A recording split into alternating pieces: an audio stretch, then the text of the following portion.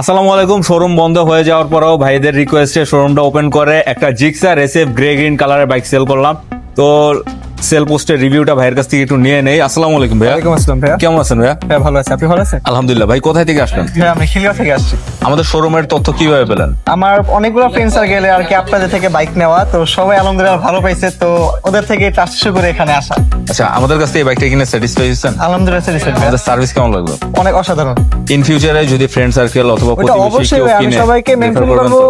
এখানে আসার জন্য, কারণ ট্রাস্ট ইস্যুর একটা ব্যাপার থাকে এই জায়গায় যেটা নাই।